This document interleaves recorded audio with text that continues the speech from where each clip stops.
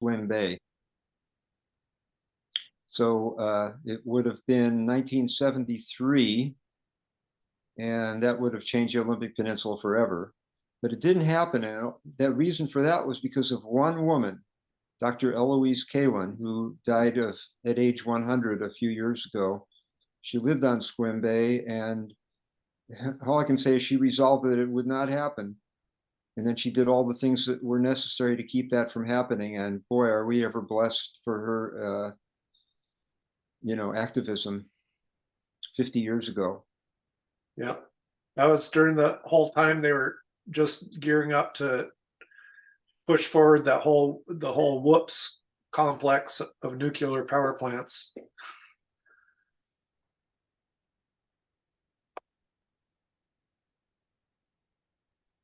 We also dodged the Northern Tier pipeline, which would have brought natural gas right under Puget Sound and right through the North Olympic Peninsula. We beat that one back in my time here. That was about 1979, 1980. And consequently, nobody in this area heats with natural gas. Never happened. Huh.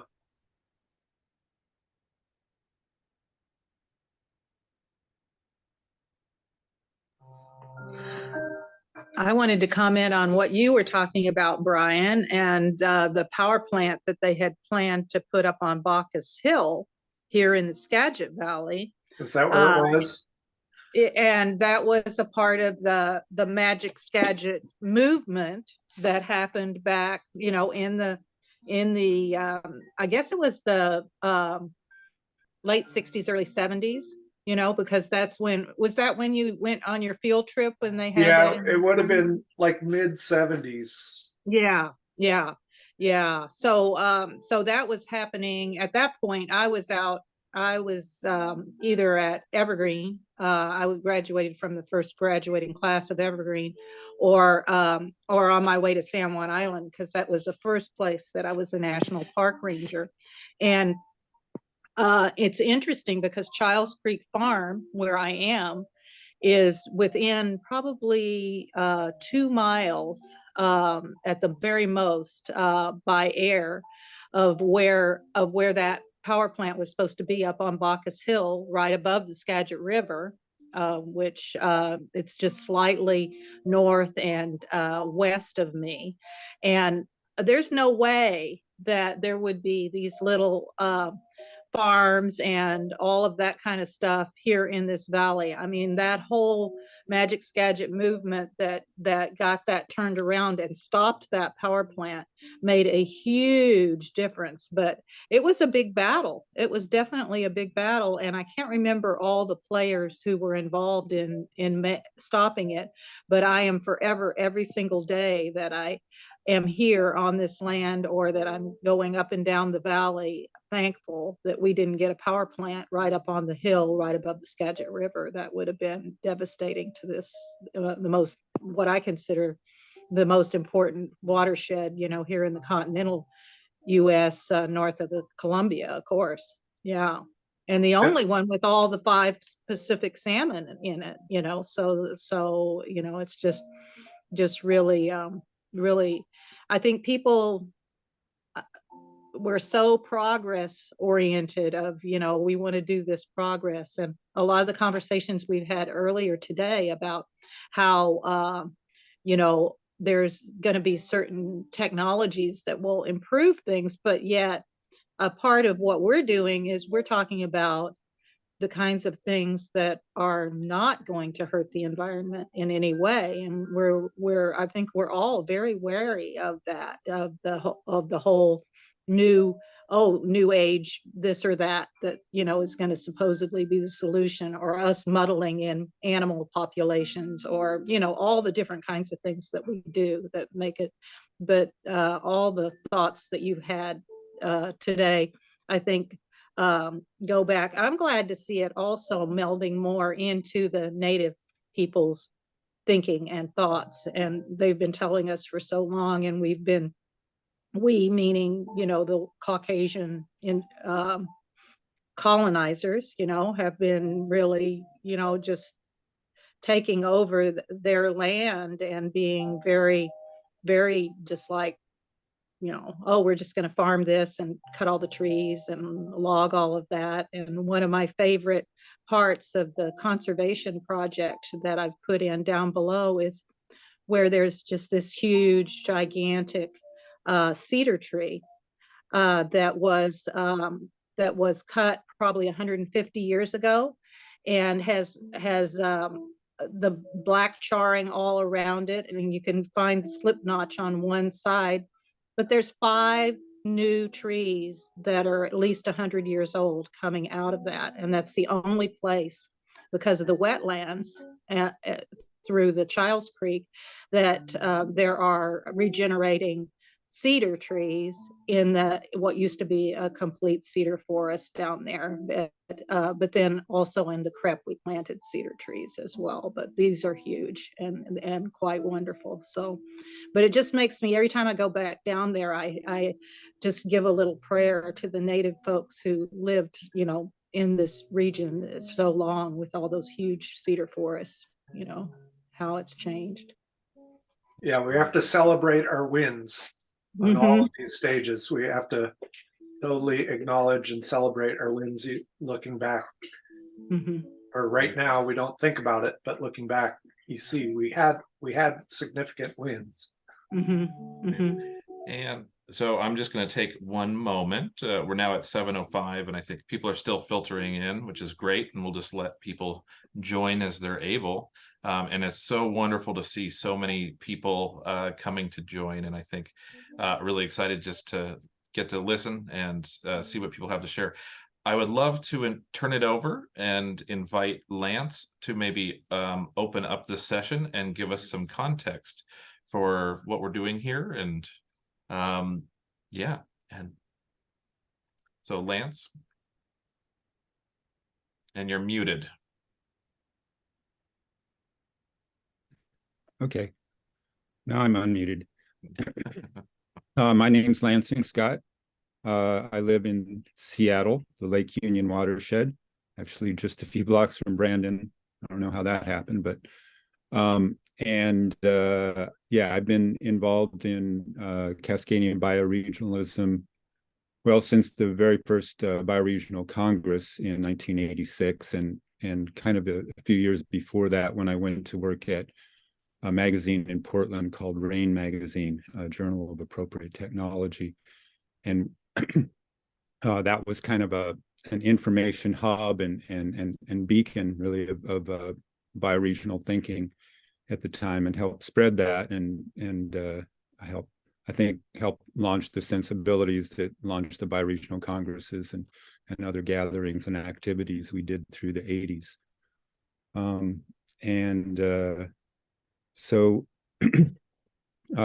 today what we want to do is hear from some of the people who were participating in Cascadian bioregionalism going way back, and probably towards the end, I think we want to give some time to remembering those who have passed, that were very involved in those formative years as well. And I'd like to just invite people maybe to, while we're speaking, to just type in the comments any names that you can think of Cascadian bioregionalists who have passed that you think should be acknowledged at some point. And as I say, some point towards the end, we'll get to acknowledging those people. So we started by inviting a few of the folks that I knew that were involved early on. I see one of them has not arrived yet. We invited Forrest, who is now was just lit up there. I just wanted to get a sense if there's other people who, let's see, Brian, I know you mentioned you probably have some things to say. Are there other people here who would view themselves as Cascadia bioregional elders who would want to speak at some point, because I want to make sure that everybody has a chance. Okay, so there's Doris and anyone else? All right. Well, we're still waiting for a fellow named Bill All. He was involved way back at the beginning. And yeah, we invited a few more people. It was kind of short notice, and some of the folks just weren't able to make it here. But I'd like to start out with Forrest. I think that you probably have the deepest roots in bioregionalism around here. You were telling me you were involved in something, was it 1969? We could start there. Okay. Okay. Well, thank you, Lansing, for the intro and everybody that's here. I think this is, well, I've been on Zoom all day today, and this is a different flavor. I really welcome it. Yeah, my story really starts with People's Park in Berkeley, 1969, April. I had just taken a leave of absence from the University of California. And I'm still on leave of absence. That's what, 54 years ago. Got what I needed from there. I was the first person in my class to leave. That was graduate school of city planning. People's Park broke out about 2 blocks from our campus location, and I realized instantly that was the manifestation of city planning when you strip away the huge institution and all the vested interests and the pedigreed professors and so forth, just local people claiming an abandoned parking lot to turn it into a green space in an area that had no green spaces. And it gelled. It was a fantastic experience and completely launched me into this part of my life. And it was facilitated by the simultaneous publication of Gary Snyder's book, Earth Household, which is a literal translation of ecology, as he put it. So I consider that to be the very earliest manifestation of regional, well, West Coast bioregionalism, and that in turn was supported by Planet Drum. The people there were great friends of Gary Snyder, and so there were a number of gatherings, and one that really stood out for me was at the just about the end of the People's Park movement, which lasted for about 2.5 weeks. Oh, I got this flickering light here. Well, we'll just have to go with it. Might come back on. Here we are. We had a huge march in Berkeley after the governor of the time, Ronald Reagan, called in the National Guard and put up a chain link fence around our little park. Then there was a big teach-in and thousands of people there, some really luminous authors and so forth. And then at the very end, Gary Snyder took the stage, and there were maybe 300 people left. He said, okay, everybody just kind of come in close here. Didn't use a microphone and just gave us a little pep talk. This has all been very good for you to get your understanding, but now it's time to take it out and become experienced in what we've been talking about here. And so that led directly for me to associate with 2 backcountry guides who were just a little bit older than us students. And I spent a good part of that summer out in the back corners of California learning the stars, the plants, the waters, the animals, the birds. Had my first experience of interspecies communication. And on one of those trips, we were camped out at about 10,000 feet in the Sierras, and it was the very night that the Apollo astronauts landed on the moon. So there we were, as far away in California as you could get from a city, looking up at the full moon and knowing that there were human beings up there. And it just seemed like just a study in contrasts of, kind of turning our back on what's really important, which is right where we live. in this quest for going out into the universe as if it supported our physical existence out there, which it still doesn't, and never will, because we're biological organisms. Within a short time, I had migrated to the Pacific Northwest and found my home in first Seattle and then Port Townsend for the last 44 years. And in the first year, I started meeting the very early, I think, bioregionalists of Western Washington. And as I told Brandon recently, we had a gathering at Cornet Bay, the state park retreat center there right on Deception Pass, which is still in operation and thriving. I can't tell you who was there except for one person. That was Jerry Gorsline, who I had met when I lived in Humboldt County, California. He was a bookstore owner at the time. Came up here about the same time, and ultimately wrote two really significant little books for the Jefferson County Historical Society. One called Rain Shadow and the other one called Tales, something of our ancestors. I can't quite recall at the moment, but these were stories that gave a sort of an alternative history to the Vancouver exploration of Puget Sound, acknowledging that, but going much deeper into the native roots, where we pick up the trail of bioregionalism as we learn how to re-inhabit this region more ethically and more locally. Jerry passed away about 5 years ago. He left a really good heritage. I don't know who else was there at Deception Pass, and there was, there was no web presence. There was no. I think there was probably a one-page leaflet that called us all together there. So it's kind of lost to antiquity. But then I think within the next few years, Ecotopia appeared, and that really brought a lot of people into the awareness of where we are, as well as, of course, Rain Magazine, as you already noted. That was a real important publication.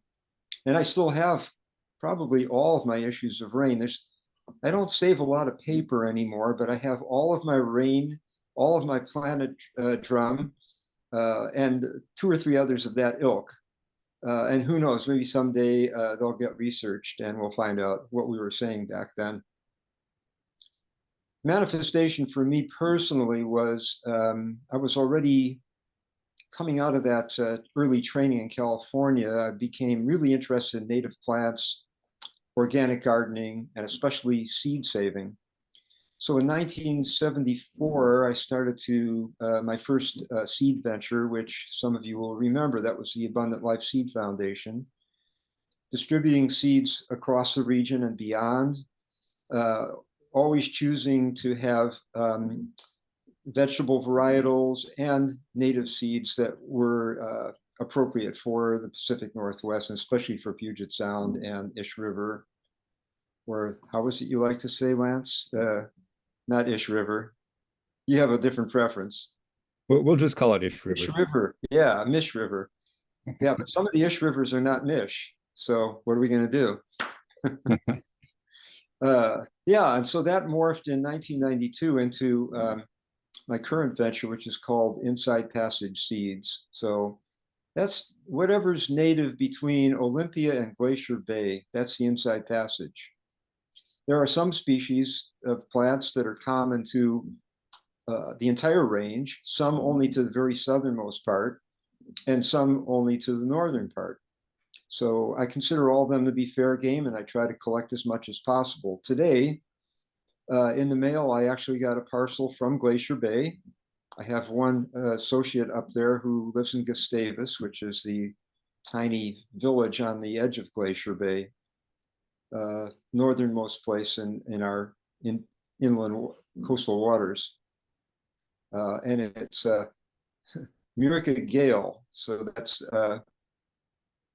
a semi-wetland shrub that's very aromatic, and my entire house right now smells like Murica Gale. I open I didn't even open the parcel. This was 2 hours ago. I picked it up, and as soon as it got into the house, it started giving off an aroma.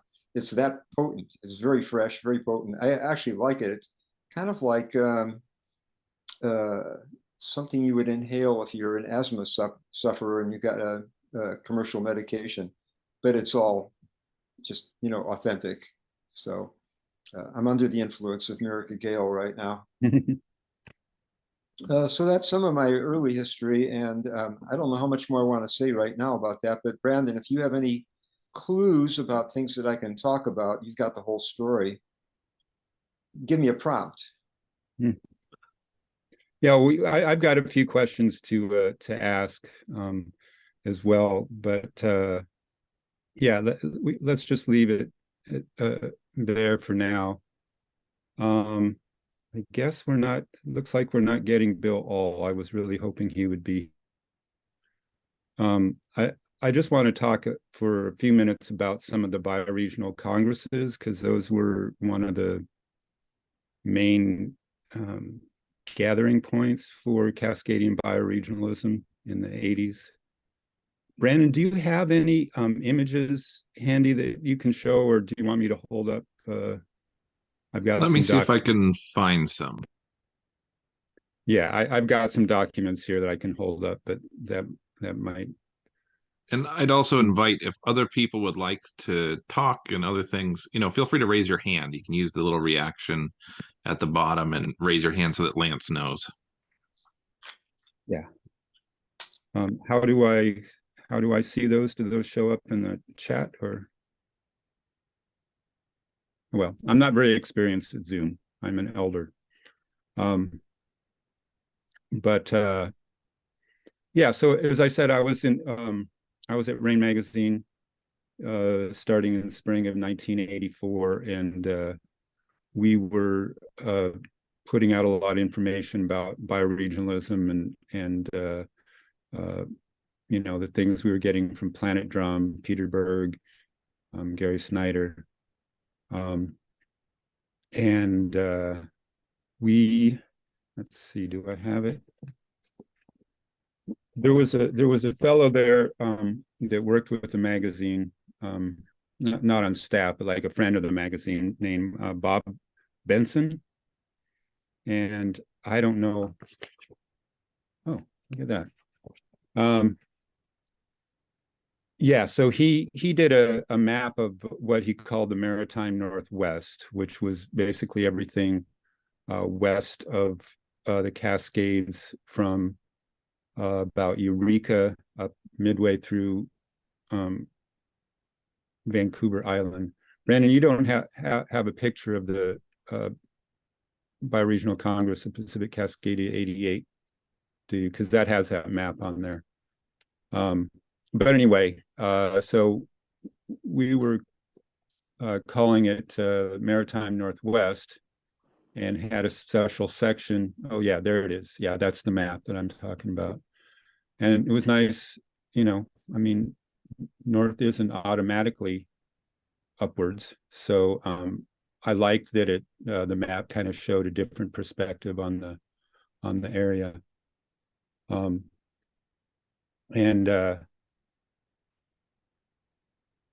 Yeah, so we had what was it called? We had a special section where we collected news and information from what we were calling the Maritime Northwest, and it was in the back of each magazine, and that kind of helped build a Cascadia bioregional sensibility. And I think it was around that time also that David McCloskey was sort of evangelizing the term Cascadia, and broadening it to include the area between the Cascades and the Rocky Mountains, the Continental Divide, everything basically that flows into the Pacific Ocean. So those things were sort of bubbling up, and there had been, I wish, one of the important kind of founders of all this was a fellow named Peter Moulton. And unfortunately, he just went to Copenhagen, and he's in a different time zone and couldn't be with us tonight. But he was part of a a conference at Evergreen State College in, I think, maybe 84, somewhere around there.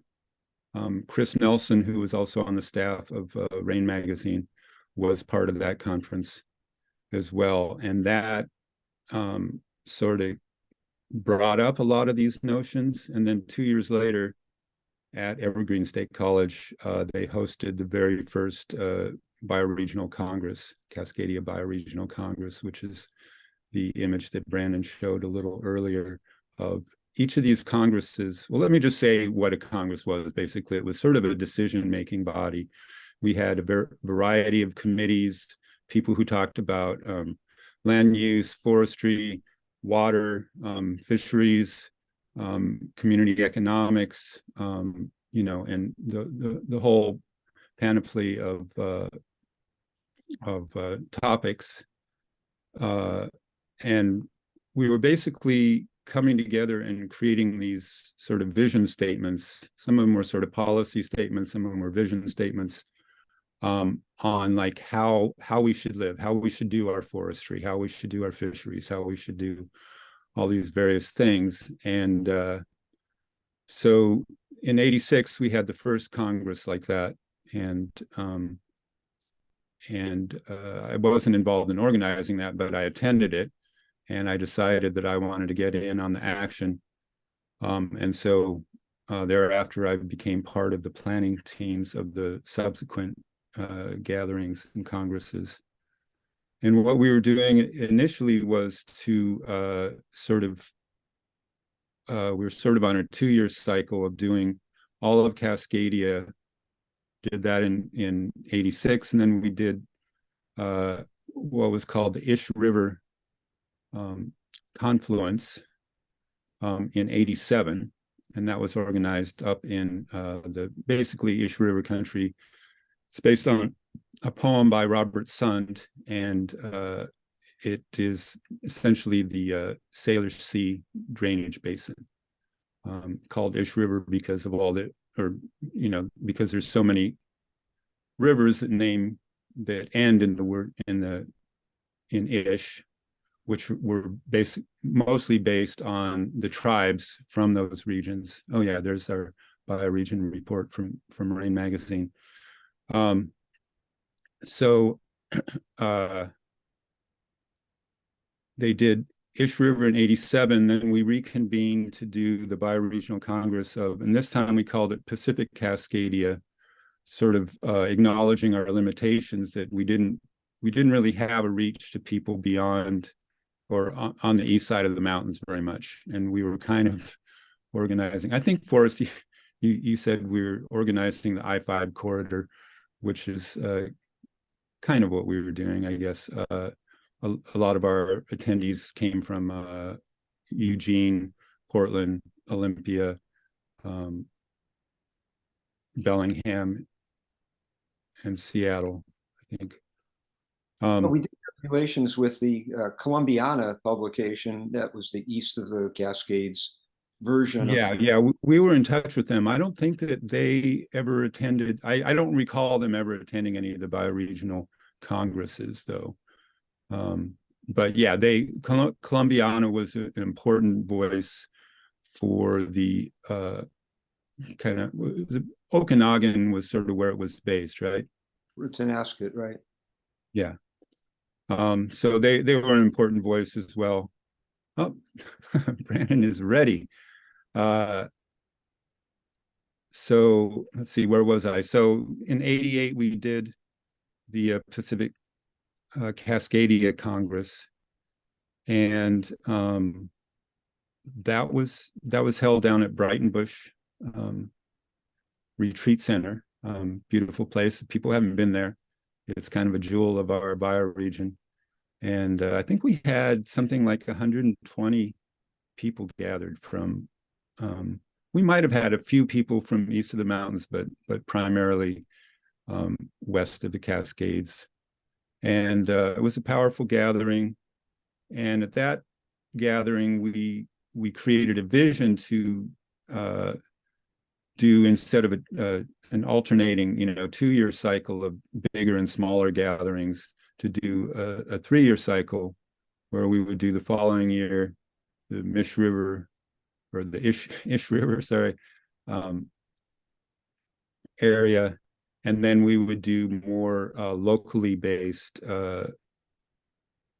kind of centered on the urban centers of Eugene, Portland, Olympia, Seattle, and Bellingham. And then after those 3 years, we would come back and do the larger gathering again. Unfortunately, that never quite manifested. But the last gathering that we did was what we called the Mish bioregional gathering. And there was a little bit of controversy. Forrest alluded to it earlier between Ish and Mish. We were told by a Native American member of our planning team, he's like, I don't know why you guys keep talking about Ish River, because the native word is Mish, and Mish means people. And so that's why so many tribes are named like Duwamish, Snohomish, Stillaguamish, etc. And so we kind of tried to incorporate that and what we call the Mish bioregional gathering. And Forrest, were you at that? Because that was also at Cornet Bay in I can't claim that I was there. I don't know, but I do want to put a word in for the North American Bioregional Congress that was held in Squamish, British Columbia. Oh, right. Yeah, I have this here. There we go. Second Bioregional Congress for North America. And that was a very, I think, big opening for bioregionalism, beyond just the immediate area for us, because people who had gone to the first Congress that was held just outside of Kansas City came up, as well as I think probably our first Mexican counterparts, and yeah, obviously Canadians. It was in Canada. So I think that's what really kind of more universalized the point we were making. Mm-hmm. Right. Yeah, that was important, and I think we got to host it here in Cascadia partly because we were one of the more active hubs around North America at the time, and yeah, that really did fuel a lot of energy around this. So yeah, those bioregional congresses I think were really important. A lot of people met each other there, and we developed some important vision statements.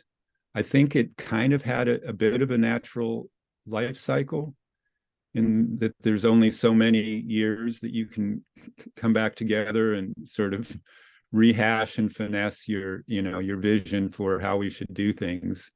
And we realized that we needed to just put our focus into doing the things that we were envisioning. So that's that. Is there anybody else here who wants to talk about how they first heard about bioregionalism and how they kind of got involved in bioregional? I mean, there's a lot of things that fall under the umbrella of bioregional activity, but sort of self-defined bioregional activity. Would anybody like to speak to that? Go ahead, Doris. I'm going to take a little diversion to get to that point, because when I was in high school, I had to move from the East Coast suburb of Boston to Seattle. My dad was born and raised in Seattle, and I have a big family and pioneer descendants here. And in high school, I had to take Washington State history. And I had a teacher named Martha Hardy, who had friends with tribal women.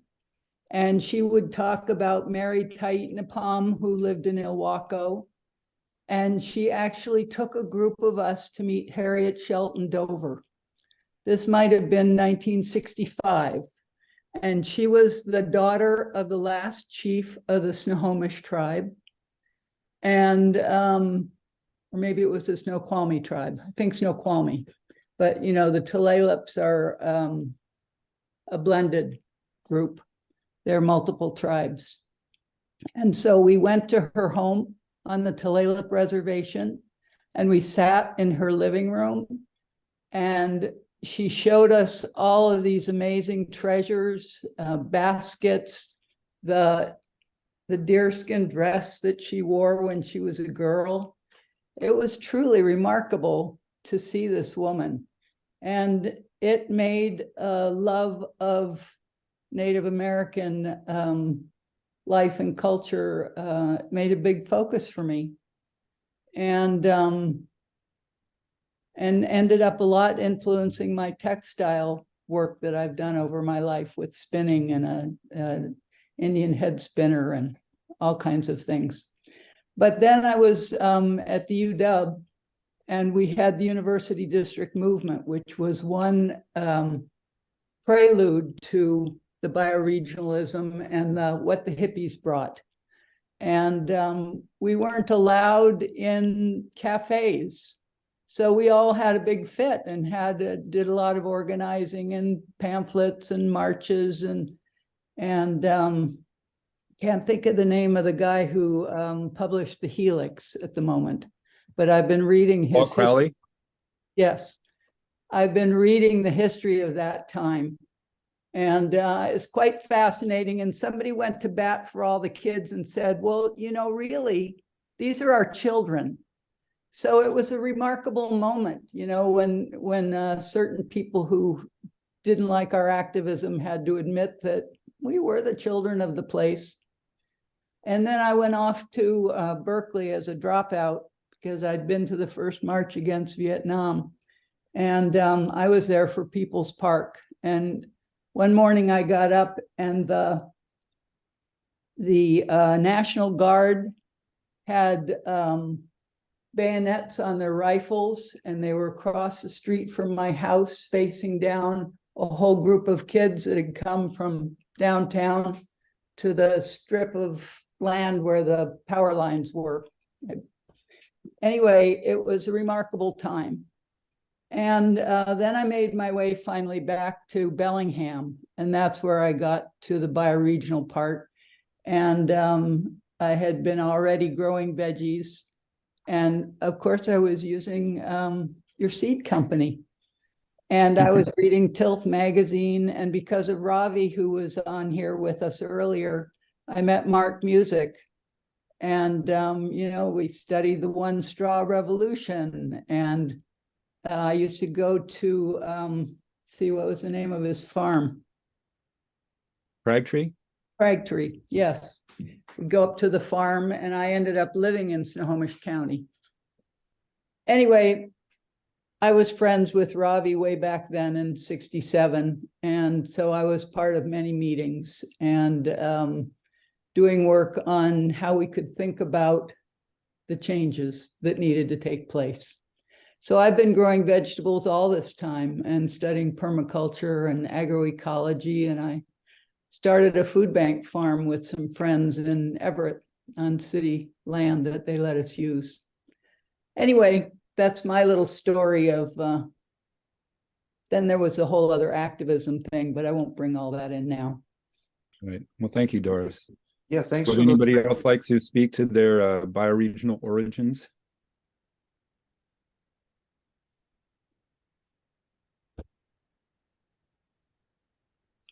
While we're waiting, I'll just mention that Tilth had its annual gathering here at Fort Worden last week. It's now 49 years old. So next year will be a very important anniversary for Tilth, and that will be in Vancouver, Washington. I've already been invited. 50 weeks to go. And Mark Music was here and had a wonderful reunion, which we do every so often. Alive and well and active, and still leading the way in the unique ways that he does. Great guy. Boris, do you have any idea? I heard that there was some big environmental conference in, like, it was 73 or 74 that helped spawn Tilth Rain Magazine, and I think the Cascade Regional Library down in Eugene. They all sort of emerged out of the same conference. Do you have any idea what that was? That might have been the Northwest, I think it was called Northwest Alternative Agriculture Conference. It was in Ellensburg. We camped out. The entire gathering was outdoors, and there were a lot of people there, probably hundreds. And that was a Cascadia-wide gathering. Mark Music was the primary organizer, along with a woman named Gigi Ko. I do remember that Gary Snyder was there, pollinating. And I still have a photograph, I think that Mark just forwarded to me last week, of a whole bunch of us seated in a big circle out there, spawning tilth, I guess. Yeah. I think I've seen that photo. I think he's posted it on Facebook. Yeah. Yeah, I have the program for that event, and it had a roster of everybody who had pre-registered. And it's really a who's who of the beginnings of the bioregional movement in Northwest, and anything having to do with alternative agriculture, organic agriculture, we were all there.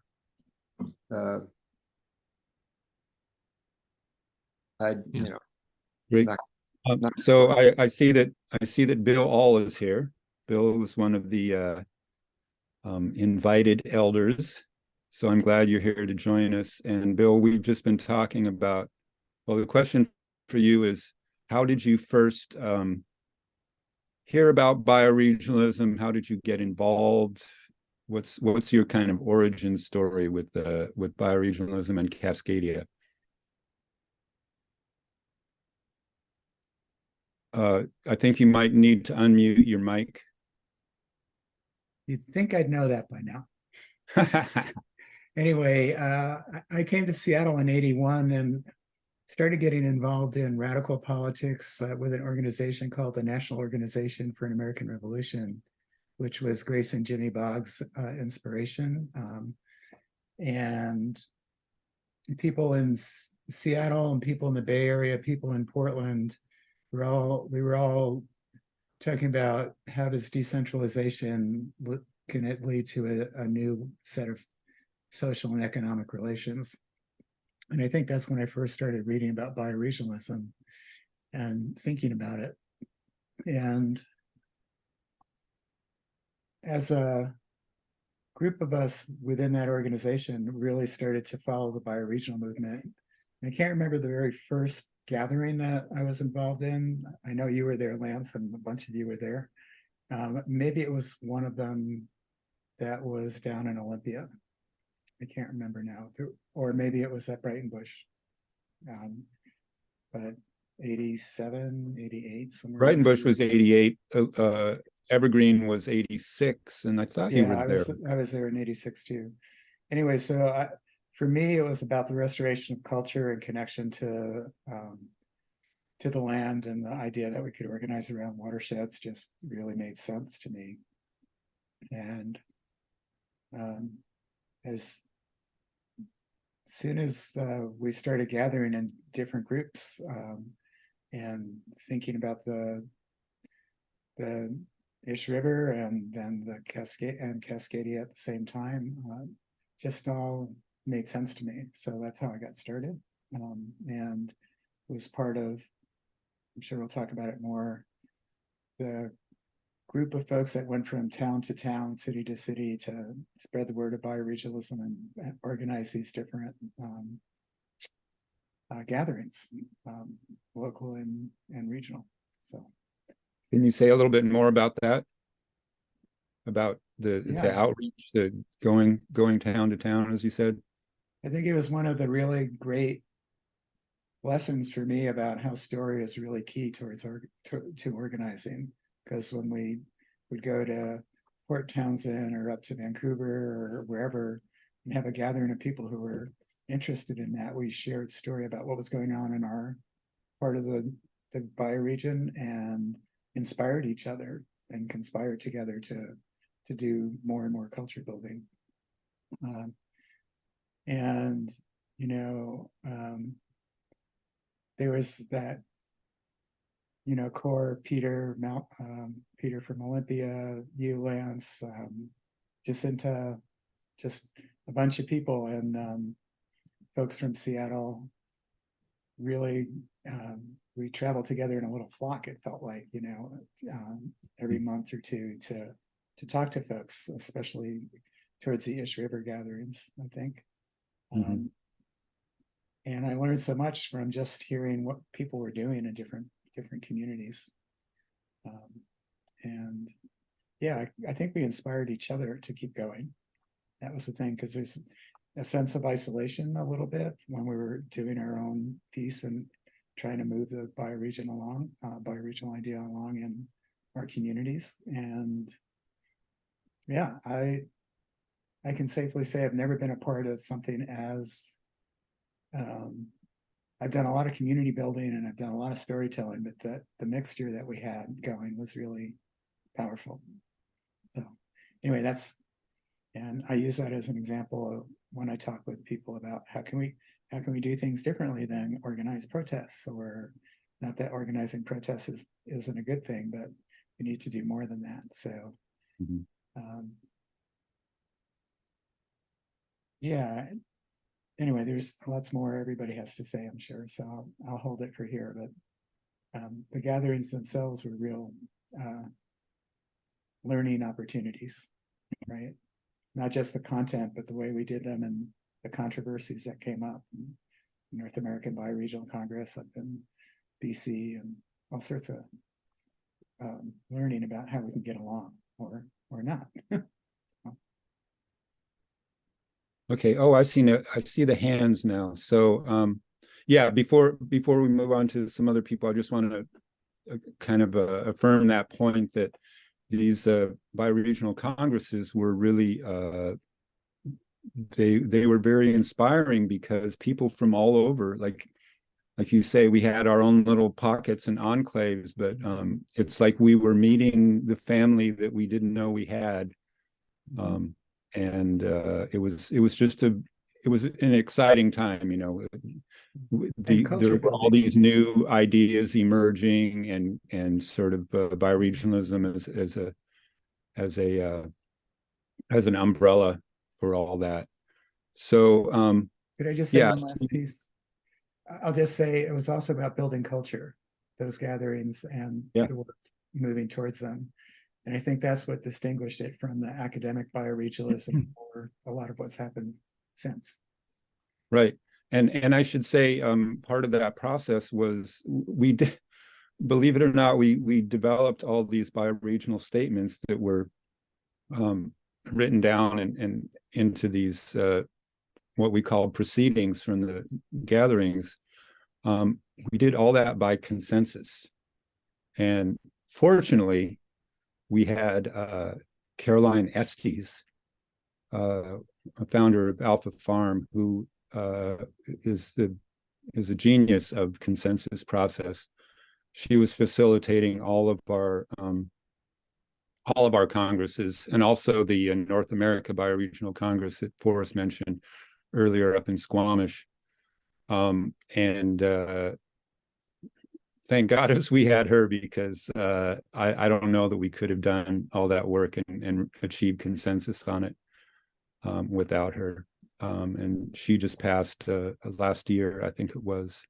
So now I want to turn it over to Jan. I see you have your hand up.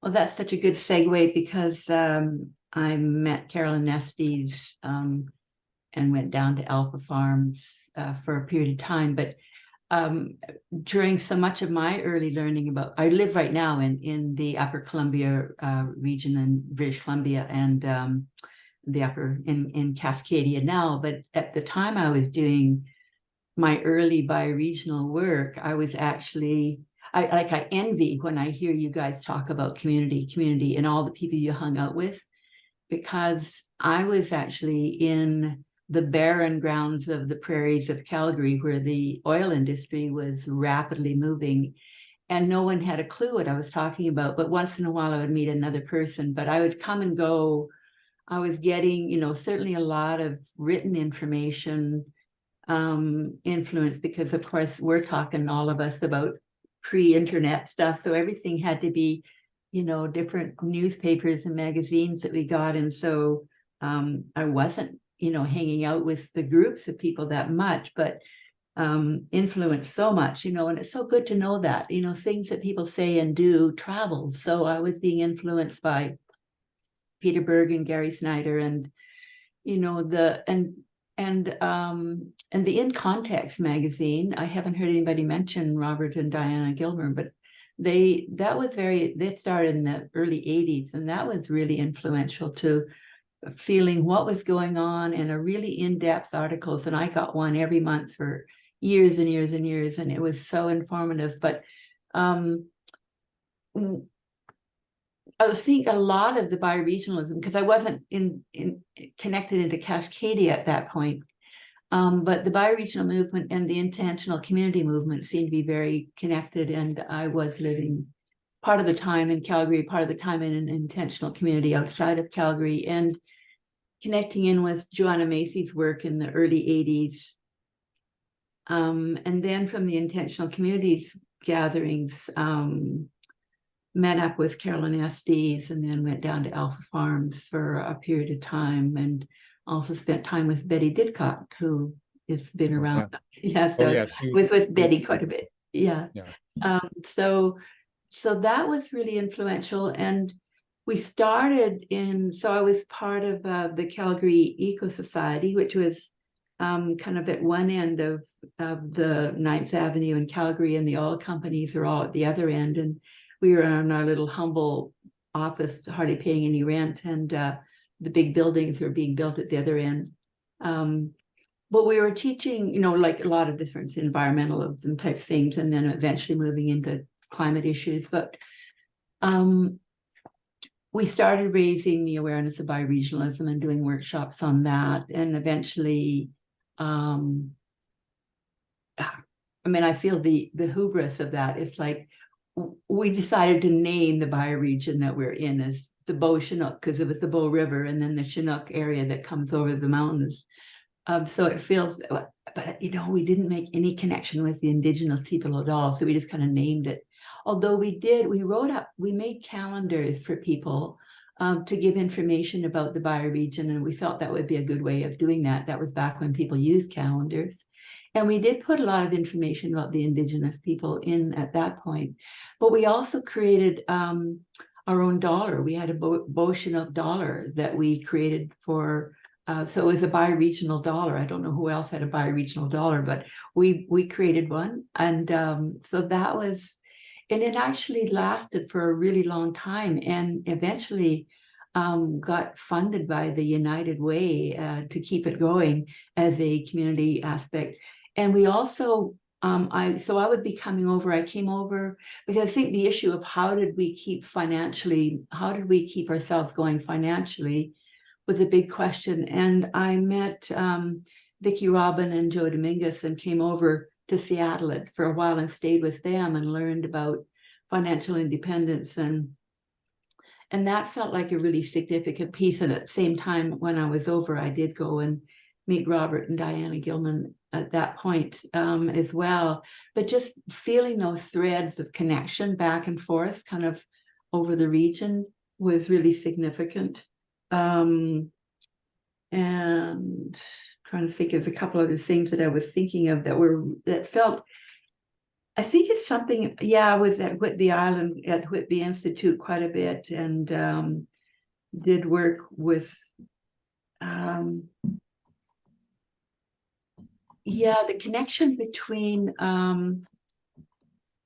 the financial independence and bioregionalism and simplistic living. And Jim Merkel, who wrote Radical Simplicity, came up into the Kootenays, and he and I worked quite a bit together. And I think that there's a weaving more and more, and eventually I've actually moved into British Columbia. But I think the sense of I don't know how far into the prairies the bioregional concept moved, but it was alive and well in Calgary during that time. there was something else I was going to say, but maybe it'll jog my mind as we go along. But yeah, it feels great to have a sense of the community that was so strong along the western coast. But yeah, there was a small group of us still working together in other parts as well. Thanks. Yeah, you mentioned Whidbey, and the Chinook Learning Center there in Clinton had some conferences in the early 80s that were, I think, very profound. Yes, I was at them. And that was where, yeah, that was where I first heard David McCloskey talk about Cascadia. So those were big in sort of growing the movement as well. So David, I see you have something you'd like to say? Yeah, I came into the movement a little bit later than some of you, but I thought it would be worth at least briefly covering a little bit of the more recent history. So, I started going into the home of Dave and Allison Ewalt here in Bellingham back in the early 2000s, and wanted to give kind of a shout out to Dave Ewalt, who is a powerful teacher and leader who passed away a few years ago. He was hosting these groups in his home and originally calling it Eco Bell or Eco Bellingham. That eventually formed the group, the nonprofit Sustainable Bellingham, which Brian Kirkfleet and I are still involved with today. It's still going on. And we connected with other organizations in the community, one of which I remember is what was called the Relocalization Network from the Post-Carbon Institute. Some of you might remember that. It was a way for different organizations to connect with one another. And another one was, probably more of you will remember, Scallops, Sustainable Communities All Across Puget Sound is what that acronym stands for. So there was Sustainable Seattle, Sustainable Bellingham, and a number of other communities, and we connected online and occasionally in person. And then in the year 2008, a number of us traveled to Portland to take part in transition training from the original transition trainers from the UK, the Transition Towns movement. I believe that's where I met Bill All for the first time. I think Bill's nodding his head. And that was, again, a great chance to connect with other people that were organizing in their own communities and to be networking. So yeah, it seemed, the buzzwords seem to have gone from bioregionalism to sustainability to relocalization to resilience, and now we're into regeneration. Yeah. Well said.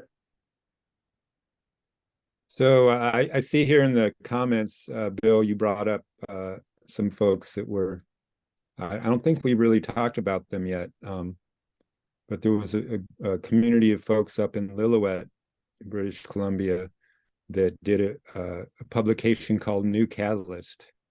And boy, if anybody can find, I don't know if archives are online, but those were some really great publications. I mean, I put it right up there with Planet Drum in terms of bioregional wisdom. And since you brought it up, Bill, is there anything you want to say about those folks? Well, as Dan was talking about trying to figure out how to do it financially, I feel like the folks in Lillooet, they left Vancouver to go back to the land in the 70s, I would guess, late 70s, and inspired by a sociology professor. And, sort of started out as a commune and then moved all through the Lillooet area. Folks are probably still there. Oh, that's cool. Yeah. I remember that issue. Anyway, and they were, what I really appreciated about them and what they brought to the bioregional movement was really being grounded in the land and trying to figure out how to handle all these changes that happened when people slept with each other and broke up families, and the kids were you know, they were trying to figure out ways to keep the next generation there, and their economics were pot. As I remember, pot growing was a big part of their way of doing things back before it was legal. And also the folks, you know, so they had both a practical and a theoretical culture base to them, and they were just sweethearts. I just remember going up to visit their communities and just being welcomed heartily. So that, I guess that's what I wanted to say a little about. They were examples like you were talking about, Jan, of like actually doing it, being on the land and trying to create culture. Great musicians, lots of parties around the solstice and other times. And I actually thought that that was like a core movement for our region, for our bioregion. Yeah, and they also brought in the cultural arts and cultural aspects. They had a band. Yeah. And we all really need to learn their song, Yeah. Salmon Circle from the Sea to the Sea. Who was the guy over in the next valley over, the couple that were both good musicians and farmers? Like, can't remember people's names now. I'm feeling bad. The Was other that Glenn Makepeace? No, well, Glenn was part of that scene, but they wasn't he more in, he traveled more. He was over on the west side. Right. Right.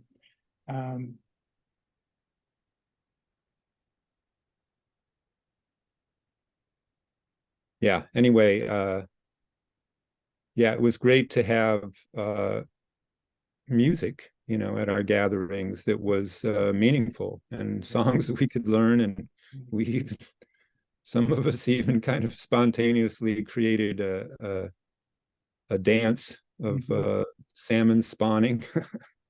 If you can imagine dancing that. So yeah, one of the things that always that I always appreciated about a bioregional perspective is you could bring your whole self there. You know, it included everything, included arts and spirituality, and you know, as well as the kind of boots in the mud, you know, regeneration work.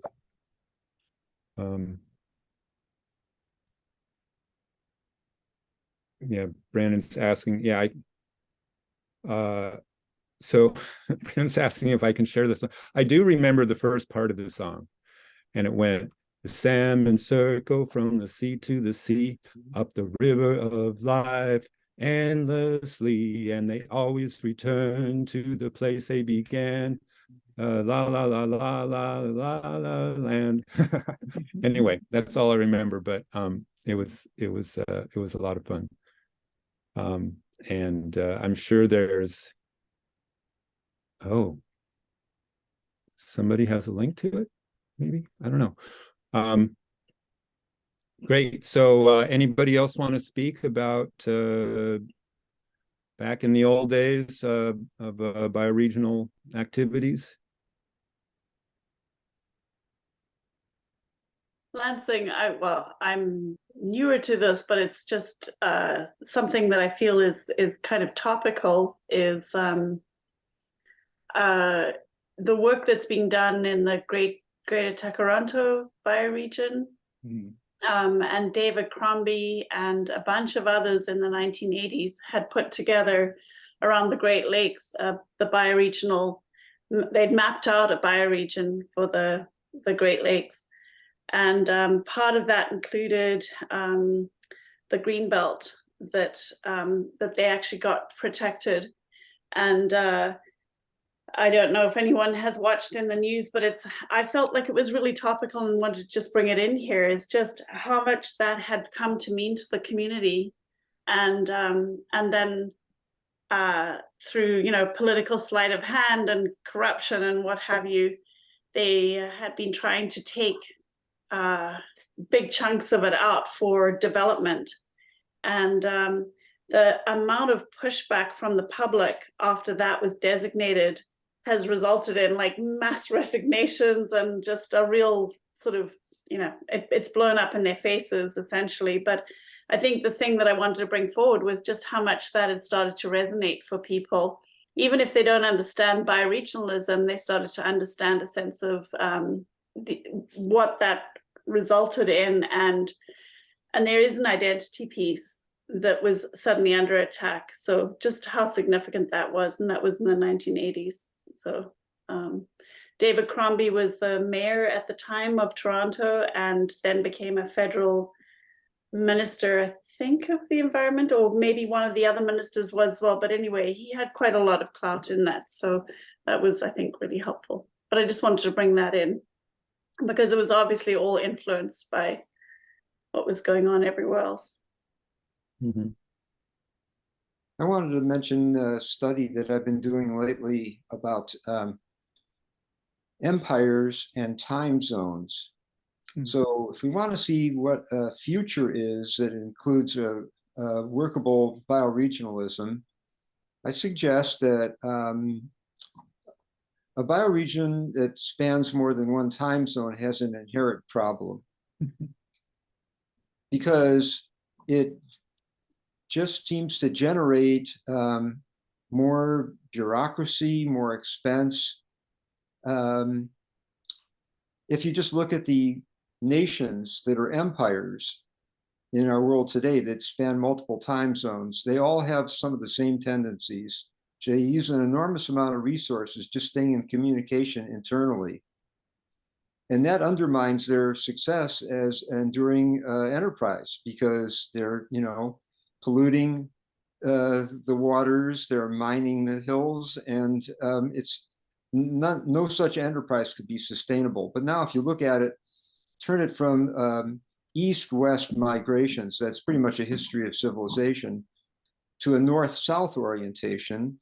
For example, in all of our West Coast bioregionalism, we're all in one time zone. And I'd suggest that has potential to be successful because it cuts out all of that distracting resource consumption, trying to hold together this, multiple time zone enterprise.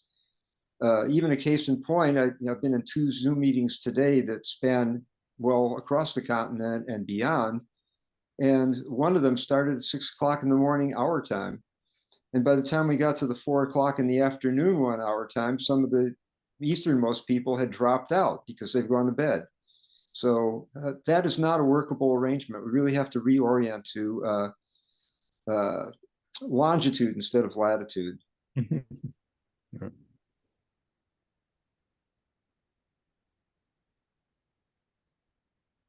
Okay, so I'm wondering if anybody wants to talk about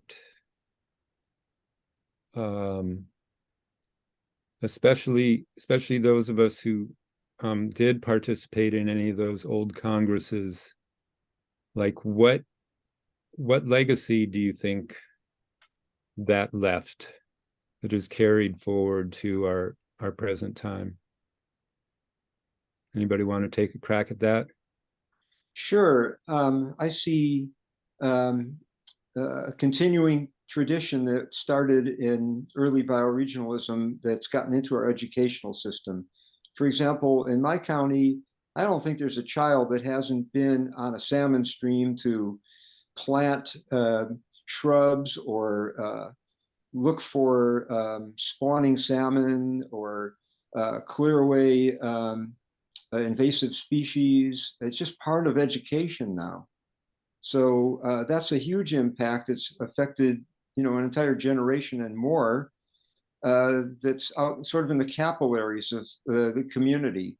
So even if it seems at times like we don't have a central organizing place, we have a central organizing principle, and thousands, if not millions, of people have got some of that.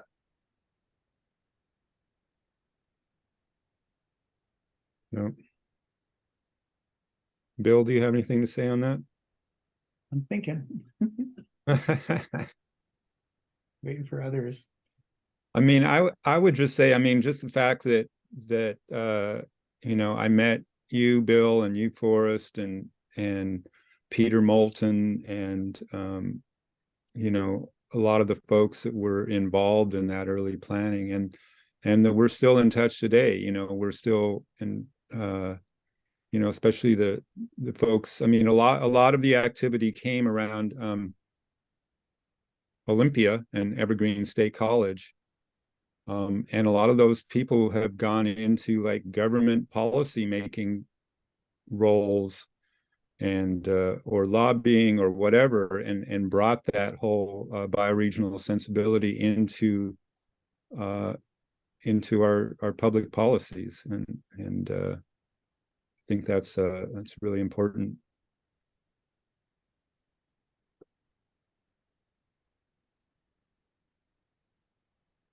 I have a question. Is Go ahead, anyone Dora. in touch with the Bullock Farm on Orcas? Are they a part of this network? I learned permaculture from one of the people there. Mhm. Yeah. Are they Uh, part of this? Do you have any? I mean, I'm familiar with them, but okay. Brian. Yeah, I've been in contact with them off and on over the years. Yeah, they're kind of reclusive and very, you know, excellent role models and mentors to many throughout the area. I don't know their experience in you know, bioregionalism per se, but definitely a very strong and powerful influence in adopting permaculture and ethics and community and principles and all of that. You know, they've kind of shifted and taken a less proactive approach. They haven't been holding design courses and that kind of stuff so much recently. I think COVID took a toll on their approach to that, as it has to all of us. You know, but there's dozens of people that have been influenced through their experiences with the Bullocks, myself included, my wife included, a bunch of people that I know here in Bellingham actively participated at the Bullocks homestead for years as interns and students. So I definitely count them as a serious positive influence in the greater community. Can I dovetail on that? Did you have something else, Brian, you wanted to say? No, not on the Bullocks in particular, but I've got some other stuff, but go ahead. Yeah, I just wanted to dovetail on that because the Bullock brothers came up and Evergreen came up, and I've been avidly listening and realizing that I'm probably, I graduated with the first graduating class of Evergreen in 1975. And then soon after that, I'm one of the people who ended up getting, luckily, a national park ranger job in the San Juan Islands. And so that was a pretty remote place to be at that time. But my thinking about bioregionalism came naturally to me because I came from an organic farm in the Ozarks, trying to get out of Texas when I was still a teenager, because of how horrific it was to have been right there when President Kennedy was assassinated right in Dallas, Texas. So I was sent right into the Pacific Northwest seeking the best things I could, and all of the things that this bioregionalism is about was what I soon became all about myself through Evergreen State College, and then working for the National Park Service, and interestingly falling in love with the natural history of the islands, the San Juan Islands, much more than the human history of the boundary dispute, although I was pretty proud that it was a peaceful arbitration and a good example. And kind of the last ranch last chance ranch on this continent as a bioregion to be able to be a model to being protective of our planet and in touch with our planet. So I feel like I kind of danced around it, but wasn't, in Seattle or in San Francisco at those particular times or meeting with bioregionalists at that time. But I was working as regionally as I possibly could, because by 1981, I was working for North Cascades National Park and the whole North Cascades ecosystem. And that's where the Charles Creek Farm is, right in the foothills of that. So I feel like I've been living it, but I wasn't one of the elders of the starts of it. So I just wanted to comment on how that was going on in parallel with my life. And it's now really nice to reconnect with those of you who were so avidly busy in the early 80s and involved with the poets and the artists and the whole movement, because it's a good movement. And I'm glad that we're restarting and regenerating. So that's just my comment. All right, Brian, did you have something else you wanted to say? Yeah, I just wanted to chime in. So I'm a child of the Back to the Lander hippies that moved to Whidbey Island in the early 70s. I was there when the Whidbey Institute was woods, and they moved it, Fritz and Vivian moved there and started founding the whole place. And I actually lived at the beaver farm just right below that property and watched that whole evolution and the community come together and grow. And I was reminded recently of an event that I participated in as a young teenager in the late 70s, and that was a protest at the Classic U old growth forest near South Whidbey State Park. And that was, I didn't think that much of it at the time. It was an event that was, word of mouth. Hey, they're going to cut down these old growth trees, and we're going to go out there and we're going to stop them. And everybody mobilized, and we went up there, and we, literally stood in front of bulldozers and stood in front of trees that they had cut the wedge out of and stuff. And it was like, wow, we stopped them. We got a court injunction, and it stopped the progress, even though they had pushed in roads and stuff. And it was like, oh, that was kind of interesting, and I thought, oh, that was kind of what you do, when things are in your backyard and you don't like what you see. And it turns out this was a pivotal moment in the protest history. And I put a thing in the chat. There's this woman, Bidsha, who's writing a piece about this protest in particular and how it has influenced other protests over time. And so I don't know if anybody remembers that or was involved in that at all, or knows anybody that was involved in that particular action. But she's putting together a documentary and stuff on that, and feel free to reach out to her if you know anybody we're trying to gather people that were involved in it.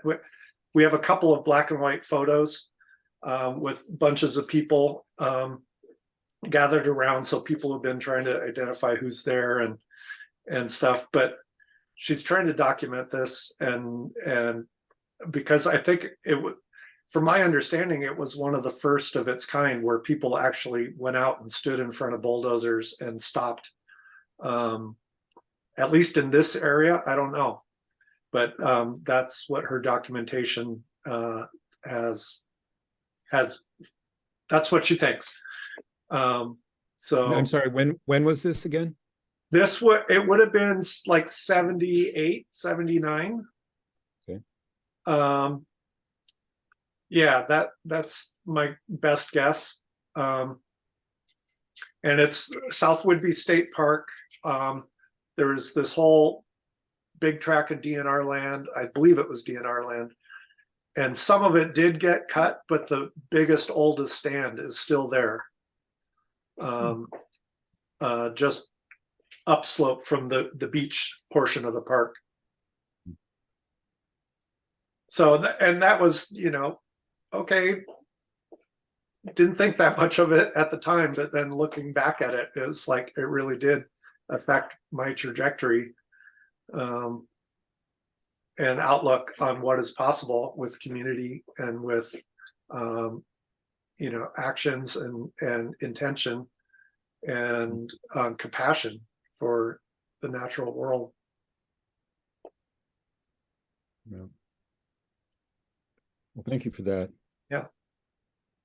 If I may, this is Catherine Burrell. I don't know how to use my video. Can you hear me? I can't. Yeah.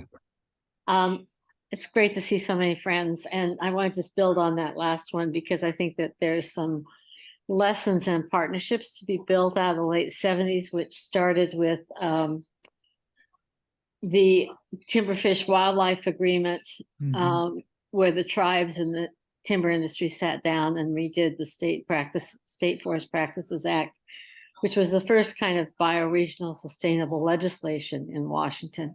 And it built friendships between the largest landowners, which were the timber industry at that point, and the tribes, which then became critical to watershed planning, where a lot of what we talked about with bioregionalism in Washington, at least, came out of bioregional planning. And I think those partnerships with the tribes and their continued leadership and recognition is something important to include in our conversations here.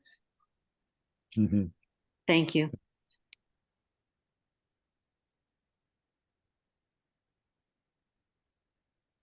So do we have any more reminiscing from the living, or is it time to turn to acknowledging some of those who have passed? I do have one other sort of thread to mention, which, because of the experience that we had, the North American Bioregional Convergences conferences, or were they convergences? I can't remember now. Congress, yeah. Congress, around the challenges of bringing different cultures together, Native, African American, European descent. There was a whole thread of humility, I think, that came for some of us, thinking about the bioregional movement and how does that intersect with the indigenous cultures from other places as well as here, and our own European history for those of us who are European. And I think it's been a thread that's shown up in ecological movements, and a lot of that I think came out of some of our struggle in the Northwest in particular, out of our struggles to try to understand how things merge together and what's cultural appropriation, what's ignoring people, what the impact of that is, and so on. So I just want to mention that as a theme that came out, at least in several of the gatherings that we had up here in the region. Mm-hmm. So I'd like to chime in for a moment. Can you hear me? Yes. Good. Normie Jean Young here, grandmother healer. Catherine Burrell, fabulous to see you and many others here. You know, the engagement with our wisdom keeping grandmothers has been my great depth finder for many years now. And Catherine was part of a circle that joined with Makare Ruka, a Maori grandmother from New Zealand, that brought her Bible called Whispers of Waitaha. And 9 of us got to consider that and have copies of those. And that work is going much farther on now. You know, I'm so heartened to hear Jay Bowen the other night here in Mount Vernon, and to see the stepping forward that the Indigenous are doing. And so grateful for what you are doing here. You know, the conversation, the gathering, the regathering, and bringing us back together and alive and well. And it's the one way we can regenerate more. And so that is my role in large part as a healer, as a gatherer, as a visionary. So it's beautiful to get in, even on that tail end of it here. And I appreciate chiming in. Thank you. Thank you. So I see, Jan, you have something to say? Well, I don't know if it's good to say this before we do the remembering of the ancestors or afterwards. I wasn't quite sure your timing, but I just wanted to say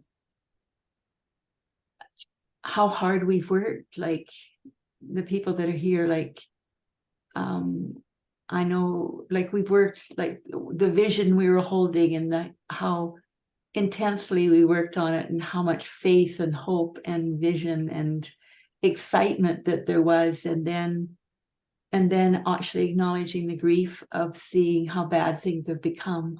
And I just really wanted, you know, the holding of that for decades and seeing the pain of the loss has been intense. And here we are, seeing a movement come alive again, part of because of the mess that we're in, and it's forced more people to recognize. And so it's like really working with the destructive forces that are rising and being able to really have a language that that this activation tour has spread amongst people, but other people that are doing bi-regional work in other parts of the world. I mean, Joe is doing a lot, other people doing a lot, but there is this resurgence of things that I think we deeply believed in and worked so bloody hard on. And I just wanted to mention too, I had done a reunion of the people that I'd worked with back in the 80s. I got together with them when I was back in Calgary in 2018. And we went back over like, well, all the stuff we did, and did it make any difference? And, you know, all that we kind of put aside in our lives, and did it matter at all? Because especially in Calgary, and really seeing the takeover, initially the oil companies were supporting what we were doing, and we were actually educating them and being asked into them, and then they were just totally shut out. And as I was driving back up and over the mountains back into British Columbia, there was an interview on the Canadian Broadcasting Company, CBC, with Nathaniel Rich, who had at that point written an article for the New York Times called "The Decade When We Lost the Earth." And I don't know, Perry, quite a few of you heard that. It's because he wrote a book about it, but really looking at that period of time from 1979 to 1989, when basically the lobby groups and the economic powers just ground down and took back over, I think, a lot of the work that we had been trying to do. And yet really the title that he gave that book and that speech was, you know, the decade we lost the earth. But we haven't lost the earth. I mean, it's been like the earth will not be lost. And that resurgent now that I feel, for me, I just gave my whole life into this in my late 20s and early 30s. That's probably you did too. And to feel like all that work wasn't doing anything. And so now to feel this rising up and an acknowledgement and a languaging and a networking that's worldwide. I feel so grateful for that. I wanted to say that. Brandon, I'd like to ask, you having just completed a loop around the region and touching so many bases, what do you see emerging from all this conversation? What are your ideas about using all the recordings and footage that you've gathered over the last 4 or 5 weeks to like reboot this movement, if that's part of your vision? Yeah. Sorry, I'm laying in bed, so just listening to everything. So won't go quite on the video right now, but yeah, no, I think the point that you bring up, Forrest, is really, really important. And Jan, everything that you just said is um I really, I opened up this summit by reading the intro of Welcome Home from the 1988 Bioregional Congress. I opened up today's session by reading Gary Snyder's introduction, to the four changes. And I just, Joe in his presentation talks about the fact that in, 1983, the Belton Group, Donella Meadows, laid out this vision for bioregional learning centers. And the point he makes is, we haven't figured out anything better in 40 years. And I think even more than that, is that all of this work was done, and the language and the vision, and to me it's a roadmap. And like I love it because it's like it hasn't changed. It's like the words that were so impactful and important then are impactful and important now. And I think I actually think that all of that work that went in over years actually put it kind of can really actually give people a vision. And you've already worked through so many of the problems and the issues and the other things. And so and it's inspiring, and I think it inspires a lot of people. And so especially I think documenting is really important. And a lot of, from my experience, I think there the idea of mentorship is really important. When I first came on to the idea of Cascadia in 2005, none of the materials were really available. And it took me years really to learn about bioregionalism. And then it took me years more until I just happened to we had a Raining Man festival down in Mima Mounds, which was near Olympia, in 2014. And Peter Moulton just happened to swing down and drop me off a copy of the first Cascadia Bioregional Congress notes. And before that, I had never even seen them. And I had been organizing around Cascadia for 9 years.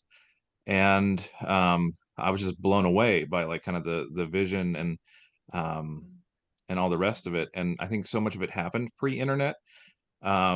There's a lot of catching up to do. And I think that bioregionalism is both kind of lucky and cursed in that, it's kind of an awkward term, which makes it hard to be greenwashed. And I actually kind of love that. And so, like, despite attempts to co-opt it or other things, it makes it a little bit more difficult.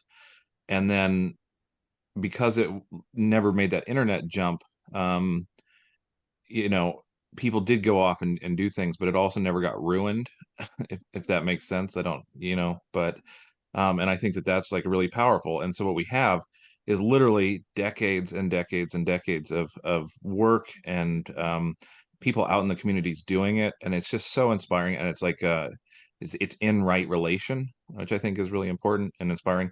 And yeah, and I'd love to turn it over to Stephen, who has also joined me on all of these interviews for his thing. I see your hand is up, Stephen. So Yeah, actually, it's a great intro, Brandon, because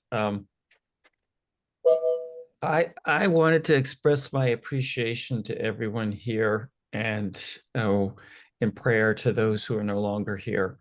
I turned 62 in a month, and in the 70s, I was involved with a little, you would call it a eco permaculture kind of project. It's somewhere in my teen years at the Great Swamp National Wildlife Refuge in New Jersey. So I grew up way disconnected from what happened in Cascadia, but I knew about the environmental movement. My father had us running around, turning off all the lights in the house during the energy crisis of the 70s and things like that.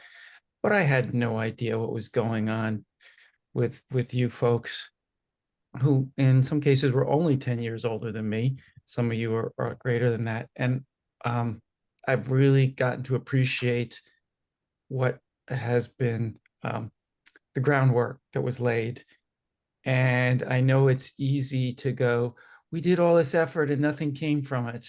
And Brandon points to it, and others point to it, but it's like, you lay the groundwork for what we need now. And I just really want you to remember that. If you feel discouraged in the memories of how far you didn't get, remember how far you brought us to what we need now. And it's, keeping focused on that positive vision at moments of despair. So thank you to all of you. Thank you, Stephen. Claire?